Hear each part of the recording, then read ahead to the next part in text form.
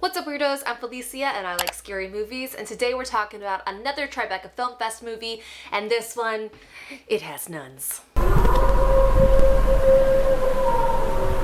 That's right, today we're talking about Agnes, which is like the most nun name I've ever heard in my life. This is the new Mickey Reese film. He came out with Climate of the Hunter last year, which was a very cool movie, and he clearly has just like his own aesthetic and style of filmmaking that is making it like if I saw this film I would be like, oh, it's a Mickey Reese movie, which is, it's just so cool to see. So this writing team is also who we had for Climate of the Hunter. So we have Mickey Reese, who's co-writing the script with John Selvage, and they worked together on this film as well. And I did like Climate of the Hunter, like the vibes, the aesthetic was like really cool, but the story I was like a little confused by. This one has the vibes and the aesthetic, but like it also has a plot and narrative structure I can get down with. So for some plot, rumors of demonic possession at a religious convent prompts a church investigation into the strange goings-on among its nuns.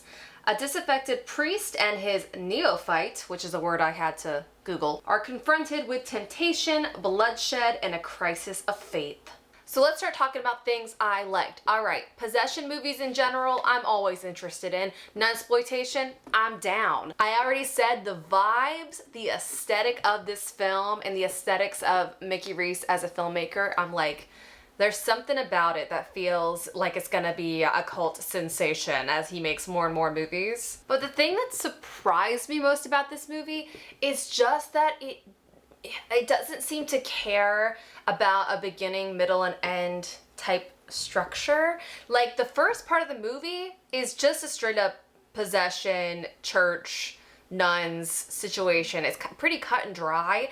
And then the movie about halfway through turns into basically a completely different movie about characters that you didn't even know were going to be so important, and there's something about that that just feels like this stream of consciousness filmmaking versus like, okay, it's a possession movie, ABC, cut and dry to the end. Like this is kind of like, okay, it was a possession movie and now we have to follow these characters because they're going through something now, and the way that he does that just feels different than a lot of movies that I've seen, and exciting. Something else I really liked about this movie is this lovely blend of dark humor and disturbing vibes. Like those two things in this movie kind of fit together in this way where you're just like, oh, are they like joking about this right now? Like, is this supposed to be funny? Why is this so dark?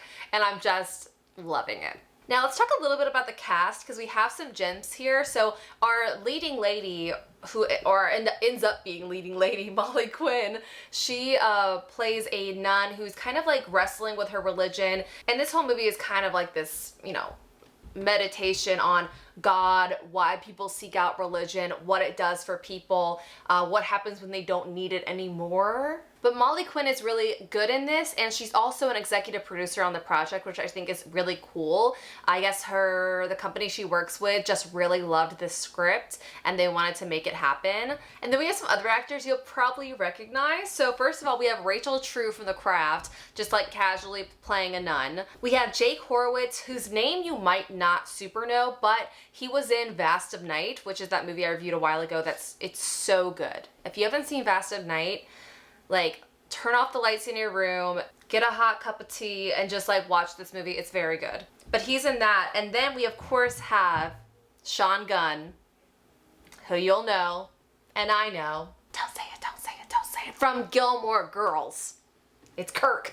It's Kirk, people. But he's playing obviously a very different character in this and does a great job. And the last thing I'll mention is the sound design in this movie I thought was so effective. Like the way they use sound makes everyday moments feel terrifying. And that's something else that Mickey Reese I think does really well. It's like, yes, here are traditional terrifying things that should scare you. Here's all the things that probably shouldn't scare you, but I'm gonna make them scare you anyway. Does that make sense? But yeah, overall, I think this is a really cool movie. I think this would be such a awesome double feature with Saint Maud. I don't know the release plan for Agnes yet, but once it comes out, you should definitely watch those movies back to back. And I think that's it. I don't know the distribution plan yet. Once I do, I'll put it in the description box of this video. We have a few more Tribeca Film Fest reviews coming that I'm so excited about. I'm watching Werewolves Within tonight. It's gonna be so good. I can just tell from the trailer. I'm gonna love it. Anyways, I'll talk to you all soon. If you haven't yet, hit that subscribe button, give this video a thumbs up, and I will see you in the next one. Have a nice screen. Bye.